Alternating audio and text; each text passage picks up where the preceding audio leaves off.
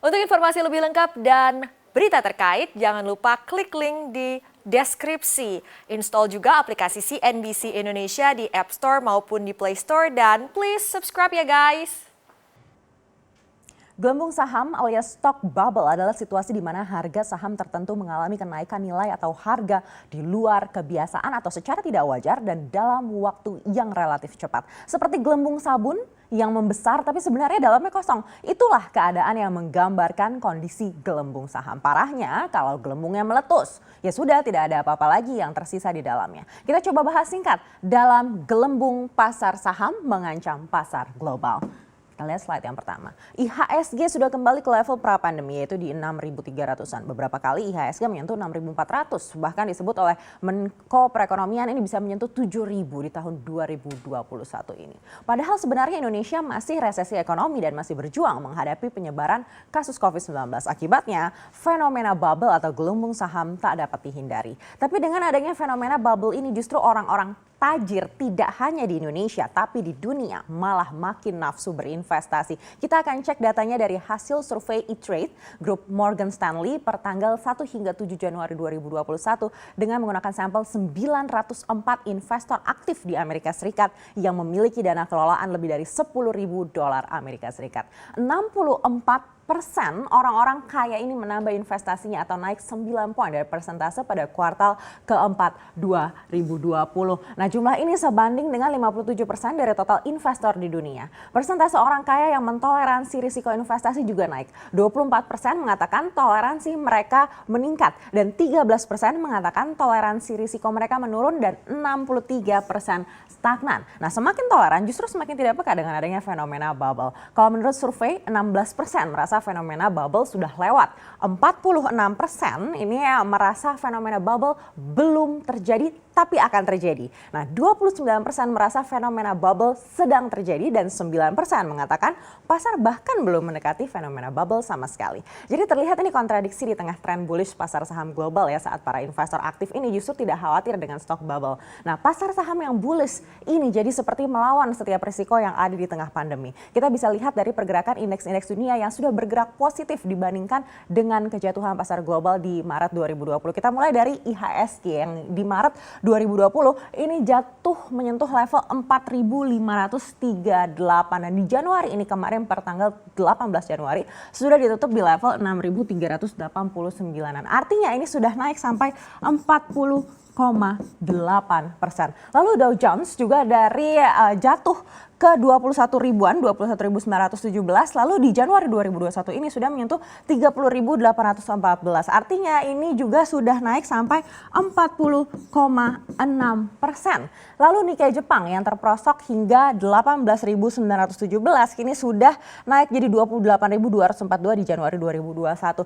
Ini artinya sudah naik 49,3%, nyaris 50%. Dan Hang Seng ini juga dari 23.603 sudah naik jadi 28.862. Artinya ini sudah melonjak sampai 22,3%. Padahal kalau dibandingkan dengan krisis di 1998 atau 2008 ini butuh pemulihan yang lebih lama daripada yang terjadi sekarang. Tentu ada beberapa faktor pendorong yang membuat kenaikan indeks global begitu pesat, yaitu appetite dari investor jumbo yang semakin giat untuk berinvestasi. Nah, apa saja faktor yang mendorong para investor kaya semakin tergiur investasi? Kita akan coba ulas di slide berikutnya. Faktor pertama adalah keinginan untuk merotasi portofolio. Terjadi shifting ke saham-saham yang modalnya lebih kecil dan juga sektor-sektor yang sempat tertekan karena pandemi seperti sektor energi dan keuangan. Nah, investor banyak yang mengambil kesempatan untuk pindah ke sektor yang berorientasi pada siklus tertentu. Lalu yang kedua terkait dengan diversifikasi. Menurut survei, setiap investor percaya kalau diversifikasi ini membuat investasinya lebih aman. Namun investor juga sadar kalau saham yang terlalu terdiversifikasi itu tidak mungkin naik selamanya. Sehingga investor banyak yang ingin lebih fokus dan akhirnya shifting ke sektor-sektor yang potensial. Berikutnya, peluang pasar global ini dinilai para investor lebih menarik dibandingkan dengan pasar domestik di Amerika Serikat. Orang-orang kaya yang membeli SBN lebih tertarik berinvestasi di luar negeri karena yieldnya lebih menjanjikan. Ini terlihat dari survei di mana 36% dari total responden lebih tertarik berinvestasi di pasar global. Nah, berikutnya terkait dengan tensi politik Amerika Serikat yang juga sudah mulai turun jelang pelantikan Presiden Amerika Serikat terpilih terpilih Joe Biden. Meskipun penjagaan masih terus dilakukan ya, tapi dari hasil survei, investor yang masih khawatir jumlahnya sudah menurun hingga 30% di kuartal 1 2021 ini. Lalu juga banyak kayak instrumen investasi yang menarik seperti Bitcoin, lalu banyak juga perusahaan baru yang IPO. Lalu memang apa sih bahayanya bubble di pasar saham? Kita akan coba cek slide berikutnya. Jadi fenomena bubble ini berarti harga saham suatu emiten sudah tidak rasional karena terlalu mahal. Kenaikan yang terlalu tinggi biasanya juga diikuti oleh penurunan yang juga tidak kalah dalam. Akibatnya harga saham tersebut bisa terjun bebas di saat bubble-nya pecah.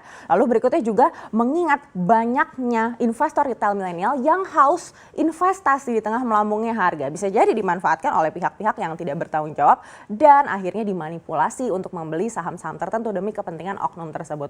Lalu juga di tren suku bunga rendah seperti ini begitu ya, harga saham yang terlalu mahal akhirnya bisa membuat seluruh pasar saham jadi terdistorsi. Dan yang paling ditakuti akhirnya adalah jangan sampai menyebabkan krisis ekonomi. Kalau bisa disimpulkan tahapan bubble ini dari awalnya adalah displacement, ketika investor melihat ada peluang yang menguntungkan seperti banyak kebijakan baru atau aksi korporasi yang baru dan menarik perhatian banyak investor untuk berbondong-bondong membeli sahamnya. Lalu tahap selanjutnya, boom! Harga terus naik dan menjadi perhatian lebih banyak lagi untuk investor-investor karena harga terus naik. Timbul anggapan kalau kemungkinan jatuhnya semakin kecil. Nah, tahap berikutnya adalah euforia. Harganya semakin melambung, investor yang sudah beli di awal merasa puas dengan hasilnya dan berita cuan ini akhirnya tersebar dan mengundang lebih banyak lagi investor. Berikutnya ketika harga sudah naik, harganya karena semuanya mau beli begitu ya, investor besar ini mulai jual sahamnya dan mengambil keuntungan. Nah begitu yang besar-besar ini keluar, deng, harganya turun drastis dan menyebabkan panic attack begitu ya. Harga saham terjun bebas dan investor rela menjual berapa saja di cut loss asal kerugiannya bisa minimum. Nah dengan keadaan seperti ini tidak jarang menyebabkan krisis ekonomi secara global. Kita akan cek slide berikutnya. Sebenarnya kasus bubble saham sudah ditemukan sejak tahun 1720 di Perancis dan Inggris. Saat itu bubbles menyebabkan ribuan orang bangkrut dan investor rugi besar. Lalu di tahun awal 1920-an di mana ditemukan fenomena bubble di saham-saham Amerika Serikat, lalu menyebabkan The Great Depression di 1927 dan akhirnya Wall Street crash di 1929. Lalu di akhir 1999 juga ada yang namanya dot-com bubble, yaitu era di mana perusahaan teknologi dengan internet itu maju pesat. Tapi lalu malah menyebabkan emiten seperti Amazon, Cisco hingga Yahoo ini mengalami penurunan harga saham yang waktu itu lebih dari 90%. Dan berikutnya di 2008 juga menyebabkan harga properti terkoreksi dan diikuti dengan krisis global atau The Great Recession. Artinya sudah banyak contoh yang membuat kita harus waspada dan berhati-hati akan kemungkinan terjadinya kasus bubble. Cermatlah berinvestasi, jangan cuma ikut-ikutan tapi malah nggak pernah cuan.